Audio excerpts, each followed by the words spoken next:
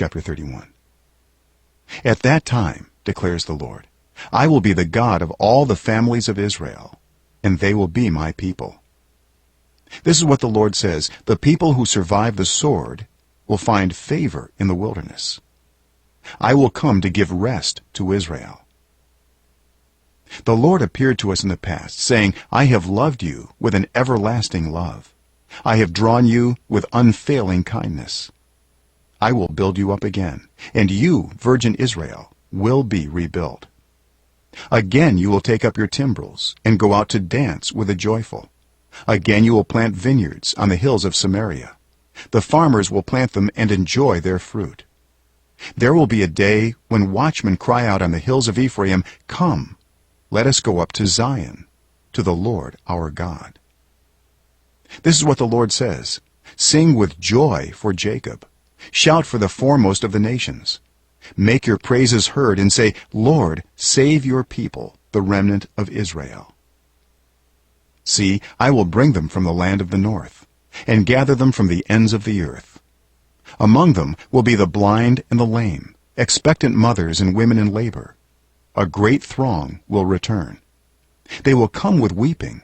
They will pray as I bring them back. I will lead them beside streams of water on a level path where they will not stumble, because I am Israel's father, and Ephraim is my firstborn son. Hear the word of the Lord, you nations. Proclaim it in distant coastlands. He who scattered Israel will gather them and will watch over his flock like a shepherd. For the Lord will deliver Jacob and redeem them from the hand of those stronger than they. They will come and shout for joy on the heights of Zion. They will rejoice in the bounty of the Lord, the grain, the new wine, and the olive oil, the young of the flocks and herds.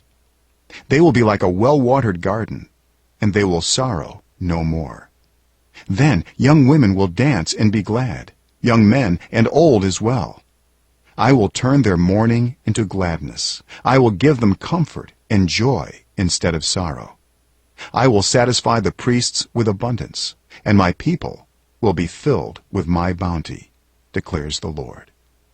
This is what the Lord says: A voice is heard in Ramah, mourning and great weeping, Rachel weeping for her children and refusing to be comforted, because they are no more.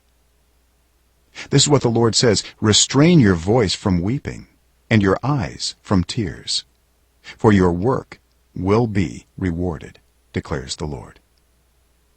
They will return from the land of the enemy, so there is hope for your descendants, declares the Lord. Your children will return to their own land. I have surely heard Ephraim's moaning. You discipline me like an unruly calf, and I have been disciplined. Restore me, and I will return, because you are the Lord my God. After I strayed, I repented. After I came to understand, I beat my breast. I was ashamed and humiliated, because I bore the disgrace of my youth. Is not Ephraim my dear son, the child in whom I delight? Though I often speak against him, I still remember him. Therefore my heart yearns for him. I have great compassion for him, declares the Lord. Set up road signs, put up guideposts, take note of the highway, the road that you take. Return, virgin Israel, return to your towns. How long will you wander, unfaithful daughter Israel? The Lord will create a new thing on earth. The woman will return to the man.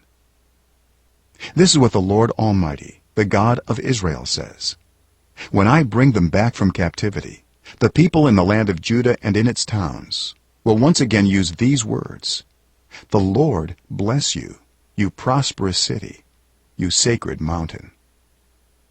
People will live together in Judah and all its towns, farmers and those who move about with their flocks.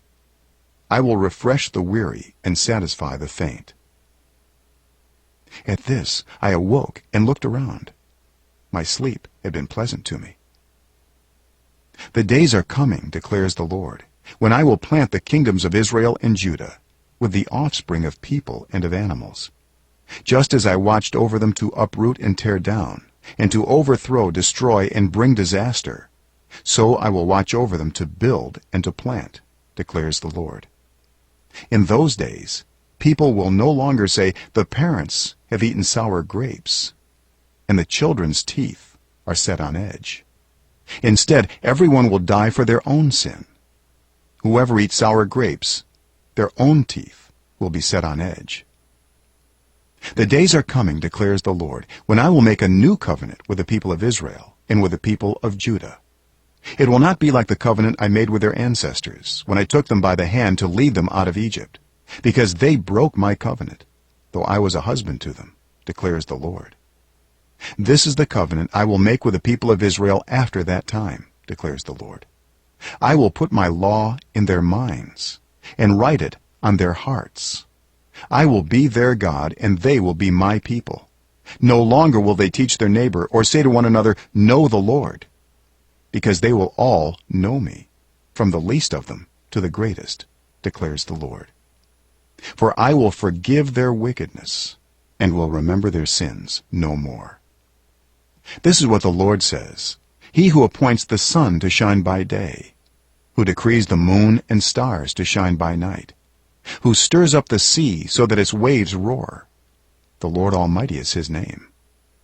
Only if these decrees vanish from my sight, declares the Lord, will Israel ever cease being a nation before me. This is what the Lord says, only if the heavens above can be measured and the foundations of the earth below be searched out, will I reject all the descendants of Israel because of all they have done, declares the Lord. The days are coming, declares the Lord, when this city will be rebuilt for me from the tower of Hananel to the corner gate. The measuring line will stretch from there straight to the hill of Gareb, and then turn to Goah. The whole valley where dead bodies and ashes are thrown, and all the terraces out to the Kidron Valley on the east, as far as the corner of the horse gate, will be holy to the Lord. The city will never again be uprooted or demolished.